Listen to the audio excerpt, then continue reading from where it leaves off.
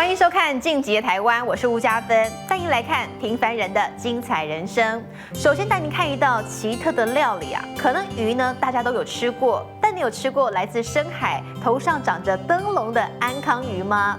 出身渔夫世家的老板陈弘毅，16岁就出海讨生活了，所以在家乡开餐厅，他就出奇招，卖起了内行渔人才会吃的这种丑鱼。虽然一开始啊，很多客人都觉得有点可怕，但是弹牙鲜美的滋味让不少人一吃就上瘾。这么奇怪的鱼到底长什么样子，又能煮出什么样的美味？带您一起来看看。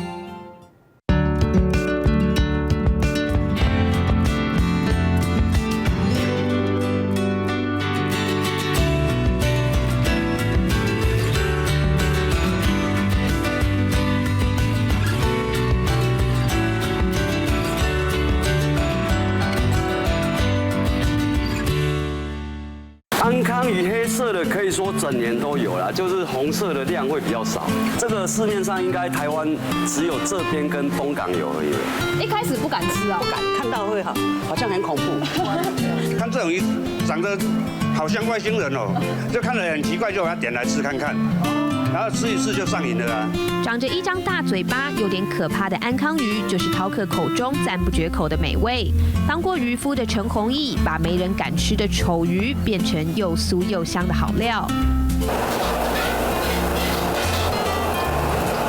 如果火控制大概在180度的话，大概超过2分钟就可以起锅了嘛。哦，快快的就起锅。对，你太久，它里面的肉质缩掉了，吃起来就没有什么口感。对。用蒜头、米酒简单腌过的鱼肉，在热油中滚成金黄色。一起锅，趁着油光都还没收干，就撒上少许椒盐。简单的调味，反而最能衬出安康鱼的鲜香。咸出了它肉质很软嫩，然后很香。外面吃那么多鱼的话，这种就非常特殊了。肉质是真的非常细，它咸出吃起来不像一般的我们自己炸起来干柴柴的，还有汁在里面，酥酥的，里面是软的。用鲜度肉质来拼口碑，陈弘毅出身渔夫世家，每天用的海产都是自家人出海现捞，雄气耶。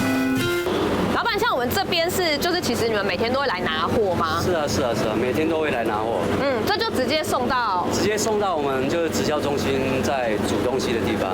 哦，那因为啊，这个餐厅呢跟渔港这边只有大概2分钟左右的路程，我们可以看到，其实现在餐厅的建筑物就在我们背后这边，所以呢，每天老板家的5艘渔船在凌晨3点的时候就会出海，那一直到就是像现在差不多下午傍晚的时候呢，他们就会回港，然后我们就可以来看看今天有哪些渔获。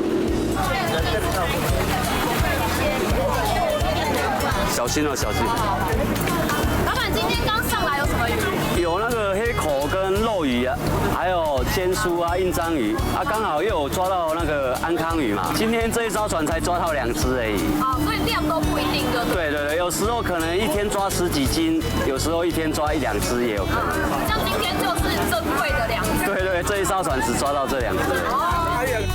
珍贵的鱼一上岸，老板立刻加快脚步到餐厅处理，仔细的剖肚，去除内脏，剥掉粗糙的外皮，才能留下最鲜美的鱼肉。因为这个皮不能吃啊，它吃起来就粗粗的啊。口感不太好。对，你没把这个外面处理掉，它没办法吃啊。这个只有大骨头，它没有刺，就好像吃鸡肉的骨头一样啊。手起刀落处理鱼肉，动作利落的陈弘毅，从有记忆开始就在海港边长大，咸咸的海风就是他童年的味道。但没想到父亲在一次捕鱼时不幸落海失踪，让他必须提前长大。后来10岁的时候，也是想说自己下来卖个鱼，最起码自己有个收入嘛，才家里妈妈也不会那么辛苦。本该天真的年纪，被迫面对现实压力。陈弘毅还没成年，就赶着跳上渔船讨海贴补家用。每样粗重的工作，从不喊累，只能埋头苦干。 16岁就开始下来捕鱼了，就先刚下去先学煮饭嘛，再来就掌舵啊。对啊，我们要轮班再掌舵嘛，修纺织啊、擦钢丝啊都蛮要。几年在海上搏斗的日子，陈弘毅的双手被海风刻下沧桑的痕迹。当完兵后的他始终无法忘怀父亲落海的事故，因此选择不再出海，转做人力仲介。年少有成，短短几年间就赚进上千万。成功的刺激感让他飘飘然，因此染上各种不良嗜好。其实那时候自己喜欢玩，到处去玩，不然就卡到最惨的就是赌博啦，股票也输啦，赌博也输啦。刚开始后来投资副业也都亏钱，所以钱很快就被我全部花光了，到最后外面还欠人家钱，我最多欠人家外面将近快400万。背着沉重债务，未来的人生路几乎一片黑暗。这时的陈弘毅想起家乡，还有渔港边的家人，于是他决定回到原点再出发。不同的是，已经有妻有子的他，这回不再出海飘浪，而是长起锅铲，用料理重新站起来。虽然一心想振奋，不过隔行如隔山，开了店却根本没人上门。刚开始可以说，其实家里的开销根本都不够嘛。哎呀，就是想办法外面先借个钱来度生活嘛。睡不着的时候，想说要怎么经营才生意会慢慢会好起来，就是自己要去想看看怎么创意出来新的产品，让客人觉得又不一样，吃起来口感又好嘛。太普通的菜色乏人问津，陈弘毅决定用创意杀出一条血路，卖起来行渔夫才懂吃的安康鱼。他们简称就是灯笼鱼嘛，它这边上面有一个灯笼嘛，红色的是短短的。其实这种以前我们在刚学捕鱼的时候，看到这个直接就往海里丢了。后来对，后来是大陆渔工过来煮了给我们吃了之后，我们这边当地的渔船才会去吃这种东西。普通餐厅几乎看不到的安康鱼，果然成功吸引顾客上门。陈弘毅用在地的台式口味，抓住饕客挑剔的嘴。这个要做3杯的，要先炸过，再下去稍微干炒一下。加入蚝油跟糖提味，撒下大把的9层塔，大火一吹下去，香味就浓浓的扑鼻而来。热锅爆炒就需要动作快，才能锁住肉汁，又炒出恰到好处的咸香。正常是都用老母姜片啦，可是我们这边就是姜丝比较方便，都用姜丝跟蒜头直接下去，这样它香气才会比较容易出来。3杯安康鱼表面带着焦糖色泽，一咬下，浓郁的酱香在口中蔓延，淡淡的辣味更让人撸夹撸刷嘴，大老远开车也要赶来吃一顿。从桃园大溪特别过来，对，每个月1个月来一次，很下饭。有时候没有吃完，打包回去，然后配饭吃这样子。一下就吃光了。对，很下饭。有一种那个吃非常的甜，那个姜丝的那个味道很不错，很特别。它的肉质特别的细，也是一直菜色有慢慢在调动，就是好像印了3次菜单，到最后才固定下来这些菜色。也花了很久的时间。应该可以说从头到尾整理了大概将近了快半年的时间吧。对菜色讲究到有点古摸，因为年轻时爱玩的陈弘毅，开餐厅不只是为了赚钱还债，背后还藏着一份无法挽回的遗憾。我那时候刚好餐厅那时候5月1号开幕，我奶奶5月4号过世了。因为其实从小到大，我奶奶真的很疼我，可以说奶奶就是好像比我妈妈还照顾我。